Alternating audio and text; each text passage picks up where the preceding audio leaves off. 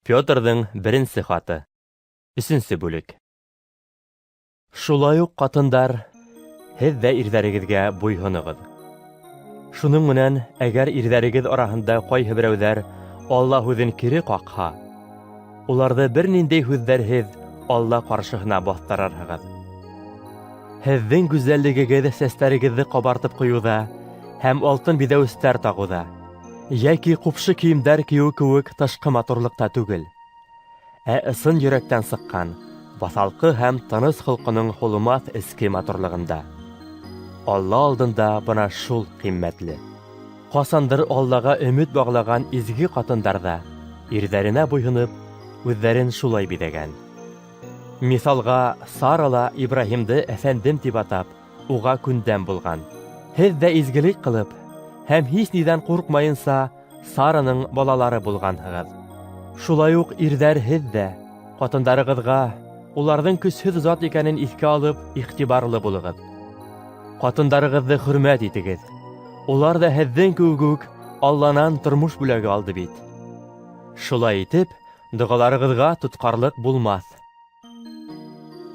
Ниһайәт, һәммәгеҙ бер фекерҙә, миһырбанлы, туған йәнле, шәфҡәтле, тыйнаҡ булығыҙ. Яманлыҡҡа яманлыҡ менән, йәки мыҫҡыллауға мыҫҡыллау менән яуап ҡайтармағыҙ. Киреһенсә фатиха бирегеҙ. Сөнки һеҙ шуның өсөн, фатиха ҡабул итһен өсөн саҡырылғанһығыҙ. Изге яҙмала әйтелгән: Кем тормошто яратырға һәм яҡшы көндәрҙе күрергә теләй, телен яманлыҡтан, ауыҙын мәкерле һүҙҙәрҙән тыйһын. Яуызлыҡтан ситләшһен һәм яҡшылыҡ ҡылһын. Тыныслыҡ эҙләһен һәм шуға ынтылһын. Сөнки Раббының күҙҙәре тәҡүә кешеләргә, ҡолаҡтары уларҙың доғаһына йүнәлгән.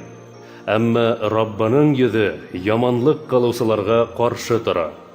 Әгәр ҙә яҡшылыҡ эшләргә ынтылһағыҙ, һеҙгә кем яуызлыҡ ҡылыр? Ә ғәҙеллек өсөн ғазап сикһәгеҙ, һеҙ бәхетле.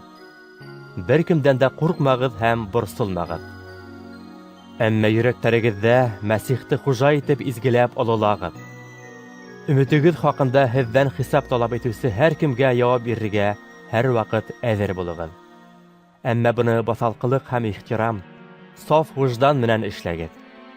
Шул ваҡытта һеҙгә ялай ағыусылар һәм тел тиҙермәҫ йәшәү рәүешегеҙҙе Мәсихтеке булғанығыҙ өсөн хурлаусылар оятҡа ҡалыр.